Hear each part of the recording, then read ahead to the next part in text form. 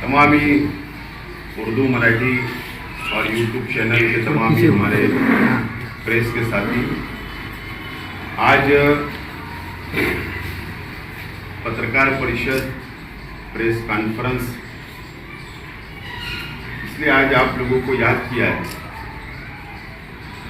गया है कि मालेगांव शहर में 3-4 दिनों से मीडिया में और शहर के अंदर चर्चा है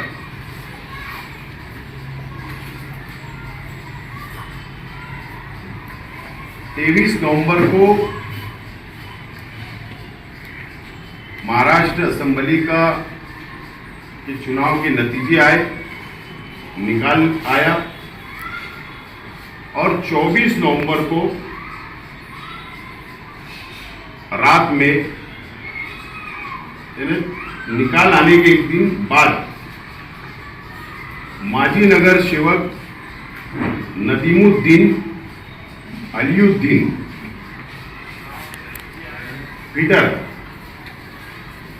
बागे महफूज रहने का पता है उस शख्स का, और वो एमआईएम पार्टी का सक्रिय कार्यकर्ता है और माजी नगर सेवक है। उसके घर पर और उसके ऊपर, उसके घर के दरवाजे में नदीम पीटर के ऊपर फायरिंग हुई, ऐसा सीसीटीवी फुटेज शहर की आवाम ने उस वक्त तो भी देखा था, मीडिया पर भी वो था, और फिरियादी नदीम पीटर खुद उसके अंदर फिरियादी था और उसने फिरियाद दिया था आजाद नगर पुलिस स्टेशन में। मेरे ऊपर, मेरे घर के बाहर मैं खड़ा था और 2 लोग मोटरसाइकिल पर आए और मेरे ऊपर उन लोगों ने फायरिंग की, ऐसी फिरियाद उस शख्स ने दिया। उस शख्स ने दिया,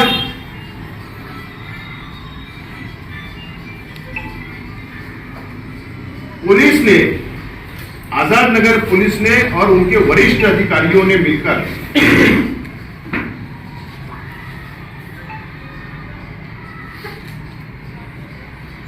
इस केस का एक खुलासा किया, ऑन पेपर खुलासा किया। और जब हमको पता चला कि नदीम पीटर जो फिरियादी है, जिसने फिरियाद दी है, और उसके 2 दिन पहले पहला जो आरोपी था सैयद सिकंदर, उसको पुलिस ने इस केस के अंदर अरेस्ट किया, आरोपी बनाया और कोर्ट के अंदर हाजिर किया। और उसके 2 दिन के बाद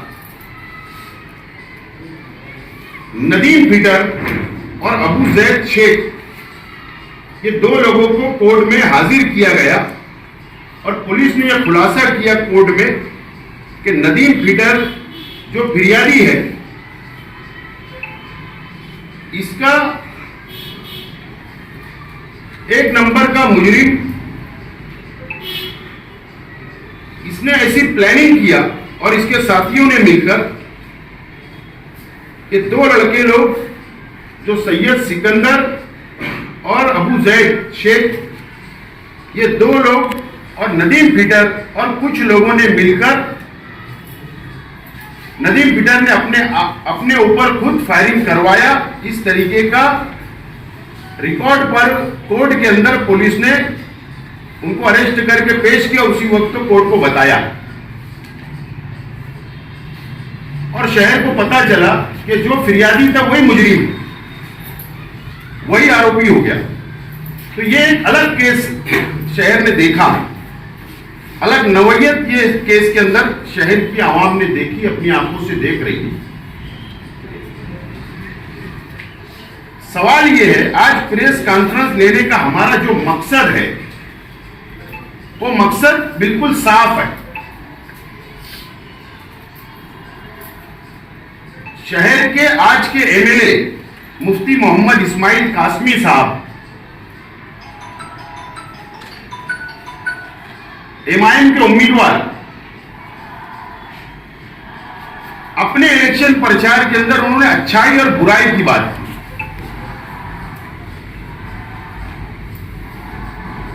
अपने आप को और अपनी पार्टी को और अपने कार्यकर्ताओं को बहुत पवित्र बताया,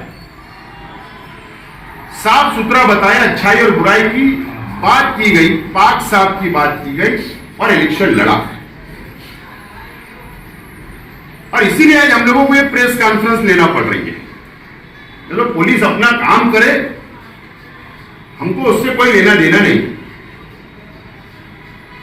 लेकिन आज हमको मीडिया भी, मुझको ऐसा लग रहा था कि जो साफ सुथरे तौर पर लिखना चाहिए, वाज़ेह लिखना चाहिए, मीडिया भी नहीं लिख पा रही है, माफी के साथ। इसलिए आज मुझको, हमारे साथियों को मीडिया के सामने, शहर के आवाम के सामने आना पड़ा। आज के एमएलए नदीम फीडर आज के एमएलए के राइट हैंड माने जाते थे। कई लंबा सफर उन्होंने साथ किया, उनके लिए बहुत जोर और शोर से उन्होंने असेंबली के अंदर काम किया। सबको आजादी है, हर लीडर हर पार्टी के साथ वो खुले तौर पर, आजादी तौर पर काम कर सकता है, लेकिन अच्छाई और बुराई की बात करने वालों, मैं साफ तौर पर आज साफ जुमले के अंदर शहर की आवाम के सामने बातें रखने के लिए आज मैं यहां पर बैठा हूं। नदीम फीडर, ये जो एक बात सामने आई कि अपने ऊपर खुद उसने फायरिंग करवाया, एक साजिश रची गई, लेकिन मैं थोड़ा माजी में जाना चाहता हूं।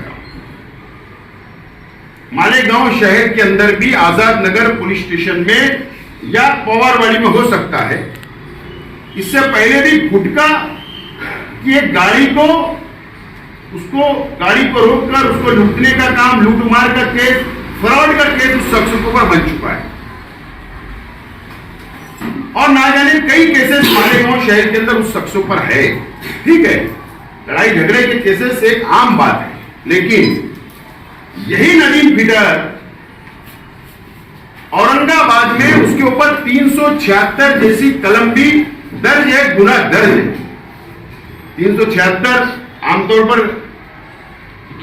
शहर की 70% आवाम को ये कलम का मतलब नहीं पता होता। मैं वाज़ेह तौर पर बोलना चाहता हूं कि नदीम फीडर के ऊपर एक लड़की की इज्जत लूटने का भी इल्जाम औरंगाबाद में लगा है।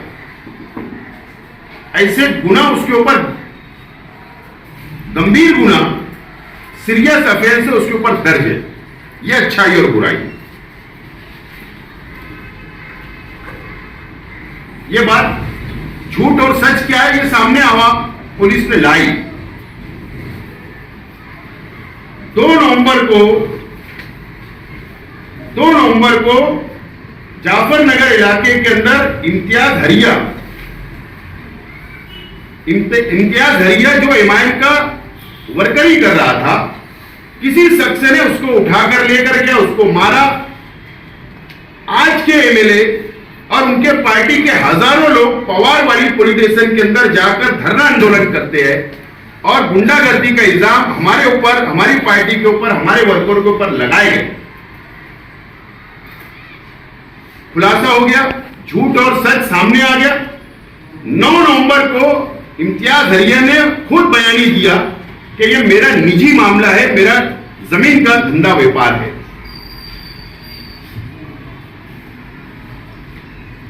अभी की बात है 14 जनवरी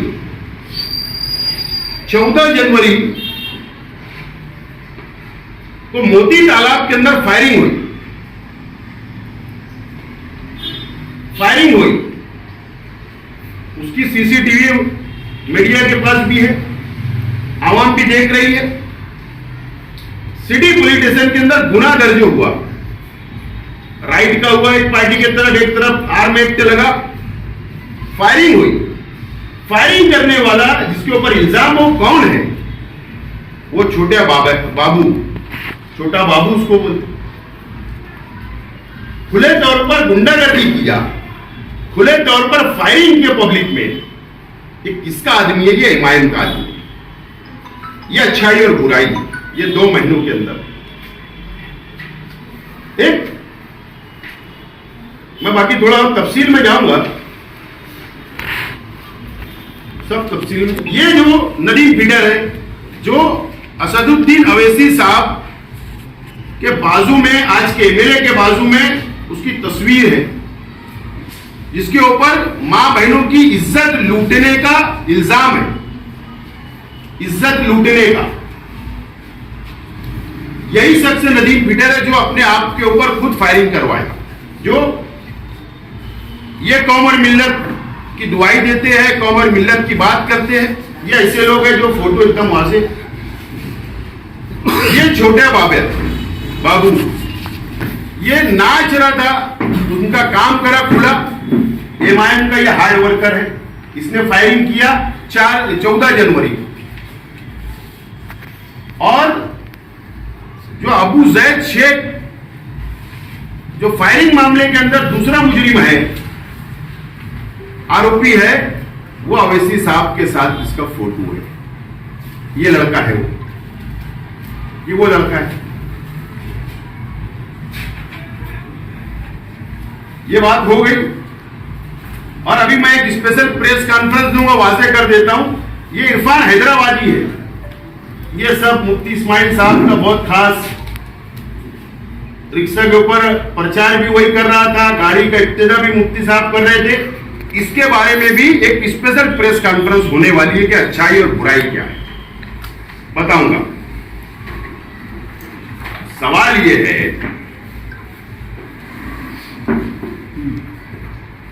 इसके अंदर 3 आरोपी सामने आ चुके। एक सैयद सिकंदर आ गया पहला, दूसरा आरोपी अबू जैद शेख आ गया, तीसरा आरोपी नदीम फीडर जो पुलिस की गिरफ्त में अरेस्ट है। ये 3 लोग आ गए। कल जब हम इसकी डीप में गए, तह में गए, जब हमको पता चला मीडिया के जरिए कि ऐसा केस आगे बढ़ रही है, तो मैंने मेरे अपने वकील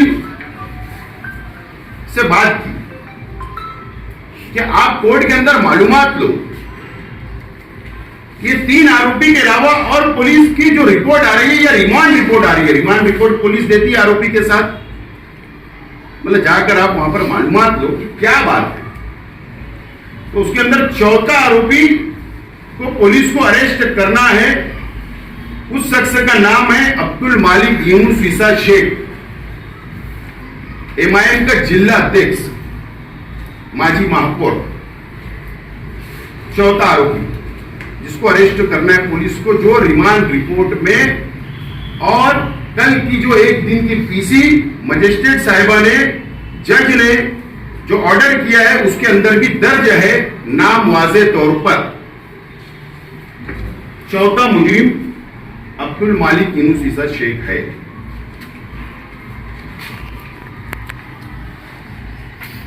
अब उसके अंदर रिमांड रिपोर्ट के अंदर भी एक वर्ड और है, एक चीज का और खुलासा है कि ये प्लानिंग हुई है।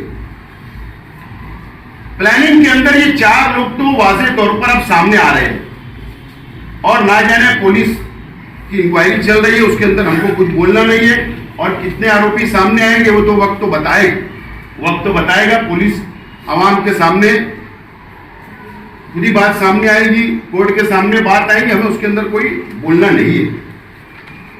लेकिन रिमांड रिपोर्ट के अंदर एक जुमले का इस्तेमाल है कि सियासी रुतबा, सियासी वचन और ऐसे कुछ जुमले का इस्तेमाल किया गया है जिस वजह से प्लानिंग की गई। वो प्लानिंग मुझको ऐसा लगता है, मुझे शक है, मैं रिक्वेस्ट करता हूं पुलिस डिपार्टमेंट से, मालेगांव शहर की पुलिस डिपार्टमेंट से रिक्वेस्ट करता हूं कि ये प्लानिंग क्यों की गई, किस वजह से की गई, वो किसको फंसाना चाहते थे, वो किसको बदनाम करना चाहते थे। मुझको ऐसा लगता है कि मुझको और मेरी पार्टी के लोगों को फंसाकर बदनाम करना चाहते हैं कि शेख आसिफ इलेक्शन हारने के बाद गुंडागर्दी कर रहा है, फायरिंग करवा रहा है, मारधाड़ करवा रहा है, ऐसा मुझे शक है। ऐसा उनकी प्लानिंग का हिस्सा हो सकता है और इसके लिए पुलिस डिपार्टमेंट मुकम्मल इंक्वायरी करे, डीप तक जाए और शहर के आवाम के सामने सच्चाई सामने लाए, सच्चाई सामने लाए। मैं जिस दिन घटना हुई 24 नवंबर को, मैं उस रोज की वीडियो मैंने तलाश किया और तलाश करने के बाद मैंने देखा कि वहां एमआईएम के कौन कौन से लीडरान स्पॉट पर गए थे या पुलिस कंप्लेन करने पहुंचे थे। तो उसके अंदर वाज़े तौर पर एक शख्स सामने आया, यूसुफ इलियास नामी शख्स, जो दाढ़ी और टोपी है, उसका बयान मैंने देखा हूं। मेरा पुलिस डिपार्टमेंट से भी गुजारिश है, रिक्वेस्ट है कि इतना करंट फायरिंग होती है और वो शख्स स्पॉट पे पहुंच जाता है, कहीं मुझे शक है कि प्लानिंग में यूसुफ इलियास तो नहीं शामिल है और कौन कौन से एमआईएम के लोग शामिल हैं ये भी खुलासा पुलिस करे, ऐसी मुझे शक है, इसलिए मैं रिक्वेस्ट कर रहा हूं। और पुलिस डिपार्टमेंट से एक और गुजारिश करता हूं, कई लोगों को तड़ीपार की नोटिस आ रही है, कई लीडरान को आ रही है, ठीक है, पुलिस अपनी कार्रवाई करे, मुझे कुछ बोलना नहीं है, लेकिन यूसुफ इलियास शख्स जो शख्स है वो एक तकरीर के अंदर वो कहा कि डंडा लेकर, लाठी लेकर झोपड़पट्टियों में जाकर मारो, हाथ को तोड़ डालो। मैं पुलिस से रिक्वेस्ट करता हूं कि 12 नवंबर में यूसुफ इलियास टेम्परवारी बेल के ऊपर है, हाईकोर्ट से टेम्परवारी बेल।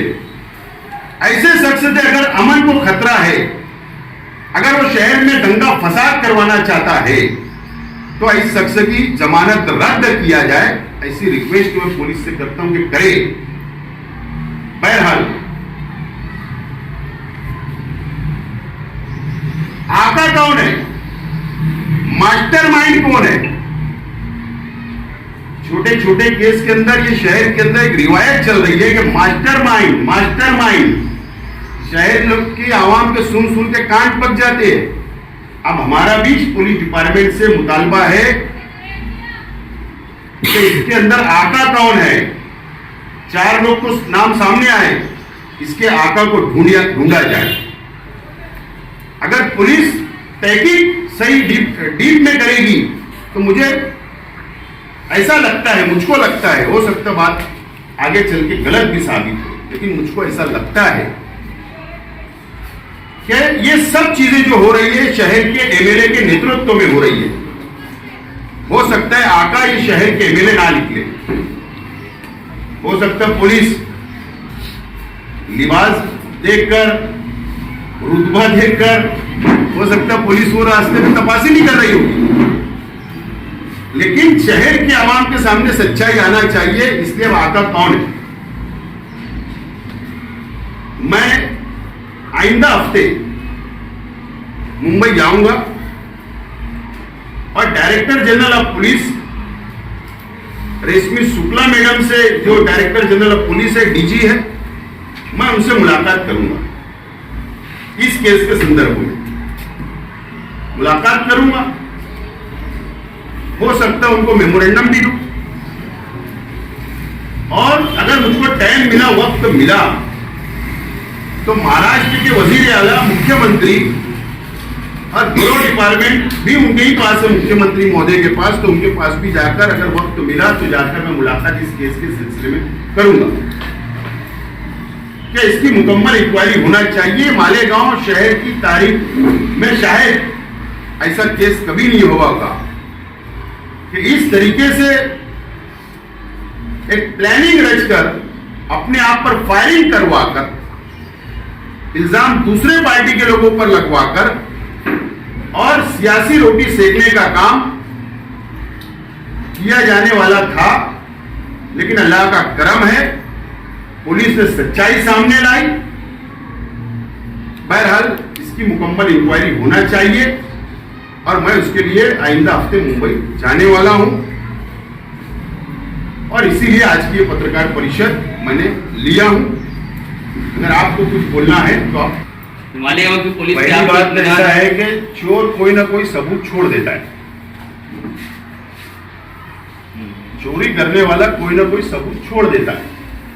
जिस दिन 24 नवंबर को फायरिंग का वाकया हुआ, सीसीटीवी जो फुटेज है, ये जो वीडियो है, उसके अंदर साफ तौर पर लग रहा था शहर के आवाम को भी कि प्री प्लानिंग से ये फायरिंग करवाई गई। शहर के आम इंसान को लग रहा था तो पुलिस के पास कोई यंत्र ना है, उनके पास तो टेक्नोलॉजी से वो लोग तपास करते, इंक्वायरी करते हैं।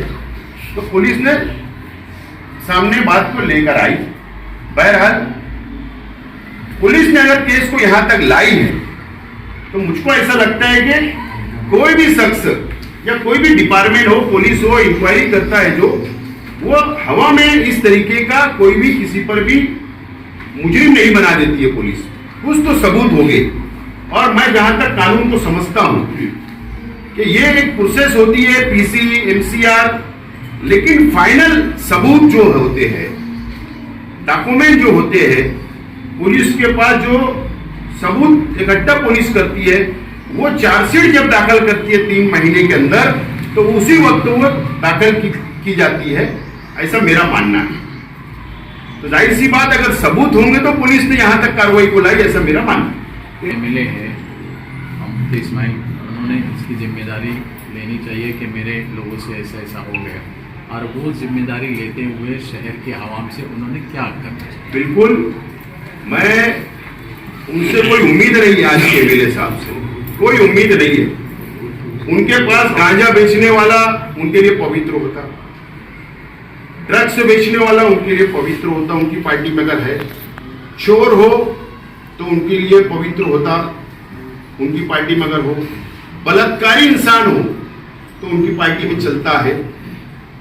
गुंडा हो चलता है, फायरिंग करने वाला है तो भी चलता है, औरतों के साथ इज्जत लूटने वाला है तो भी चलता है। तो इसलिए उनके पास जो माल है, जो कार्यकर्ता है, जुगाड़ चलाने वाले, सट्टा, आंकड़ा, ये सब उनके लिए पवित्र होते हैं, इसलिए उनसे कोई उम्मीद नहीं है। बहरहाल शहर को जो धोखा उन्होंने दिया अच्छाई और बुराई के नाम पर, ये सारी घटनाओं को देखकर शहर की आवाम अब खुद अंदाजा लगाए कि शहर के अंदर कितना घिनौना, कितना निचली दर्जे का सियासत की जाती है, और ये शहर की आवाम को धोखा दिया जाता है। शहर की आवाम का फैसला आइंदा शहर की आवाम को करना चाहिए। अब असल में मैं यही कहा ना शुरुआत में कि आप जो मीडिया के मेरे साथी है, वो थोड़ा ढके छुपे अंदाज में आप बात कर रहे हैं, तुम डीप तक नहीं गए। इसलिए मैंने वाज़ेह तौर पर 4 मुजरिम जो पुलिस ने बनाई, जो ऑन रिकॉर्ड है, जो एफआईआर रिमांड रिपोर्ट को मैंने आपके सामने रखा। हो सकता है आज के बाद से शहर की आवाम भी इसमें इंटरेस्ट ले। कल जब कोर्ट में लाए थे तो जो वकील है नीलेश मर्चेंट, वो भी चौथे मुलजिम का नाम नहीं ले रहे थे। बार बार हम पूछ रहे थे, वो ले नहीं रहे थे, बस एक फरार ऐसे ही बोल रहे थे। अब जो लोग मुजरिम का डिफेंस करे, जो वकील, देखो उनकी रोजी रोटी है, उनका पेशा है, तो वो तो उनकी बाजू रख के ही बात करेगा। लेकिन मैं किसी का वकील नहीं हूं, मैं जनता की अदालत में आया हूं और जनता को सच्चाई मुझे बताना मैं जरूरी समझा, और इसलिए सबूत के तौर पर सबूत लेकर बैठा हूं और जनता की अदालत में जा रहा हूं। वो अदालत का काम पुलिस करे, मैं जनता की अदालत में जा रहा हूं। और एक प्रेस कॉन्फ्रेंस मैंने कहा ना, इरफान हैदराबादी के लेने वाला हूं, वो बहुत स्पेशल रहने वाली है, और बहुत सबूत मैं लाके आवाम के शहर के सामने बताऊंगा कि किस तरीके से शहर के साथ धोखा किया जाता है, कैसे कैसे लोगों को पनाह दी जाती है, और मजहब के नाम पर सियासत करने वाले किस तरीके से घिनौना काम करते हैं, कैसे लोगों को आशीर्वाद देते हैं, मैं ये बताने वाला हूँ। जिला अध्यक्ष पर नाम आया पुलिस के रिपोर्ट पे, वो आपने उसको सार्वजनिक किया और पुलिस ने नहीं किया, तो उस पर कोई आपत्ति आ सकती है आपको? मैंने मेरे वकील के जरिए कोर्ट से मालूमात लिया हूँ। रिमांड रिपोर्ट मेरे वकील ने वहां पर जाकर पढ़ा है और उसने मुझे बताया है, और इसके लिए मैंने आज प्रेस के सामने बात रखा हूँ। मुझे नहीं लगता है कि इसके अंदर कोई कानूनी पेचीदगी हो। यही कहना चाहते हैं कि पुलिस खुल के नहीं बोल रही है कि हमको जो है MIM के मुकामी सदर की तलाश है। नहीं, हो सकता है पुलिस पूरी इंक्वायरी बाकी होगी, हो सकता है कि और कुछ मुजरिम शहर छोड़ के ना भाग जाए। हो सकता है पुलिस की हिकमत अमली होगी, पुलिस भी आइंदा पूरा खुलासा तो करेगी ना आइंदा दिनों में। तालमेल हो अभी तो जाएगा। कार्रवाई जारी है। नहीं, एक सवाल मेरा ऐसा है कि एक तरफ मालेगांव को बैरूनी लोग से बदनामी का खतरा है, लैंड जिहाद, वोट जिहाद, ये सब, और एक तरफ अंदरूनी सतह पर इस तरह की सूरतें हैं, तो आप इसको किस नज़र से देखते हैं? क्या है ये? सिर्फ वो अपना जाति मुफाद, सियासी कुर्सी हासिल करने के लिए इस तरीके की सियासत की जा रही है, और ये प्लानिंग भी आइंदा म्युनिसिपल कॉर्पोरेशन को सामने रखकर मुझको, मेरी पार्टी को बदनाम करने की एक बड़ी साजिश हो सकती है, ऐसा मुझे शक है।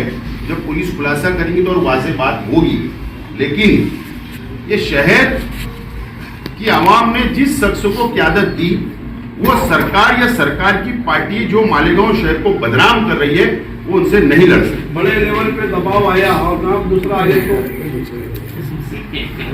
का समिति जिम्मेदारी आहे 23 तारीख पहिली तारीख आहे। एन.जे. जमादार हा मजिस्ट्रेट आहे, केसमध्ये मजिस्ट्रेट आहे, त्यांची कोर्टमध्ये आपला पहिली हिअरिंग आहे, नोटीस वगैरे सर्व होणार आहे, मग पुढचं 23 जनवरी को पहली समाज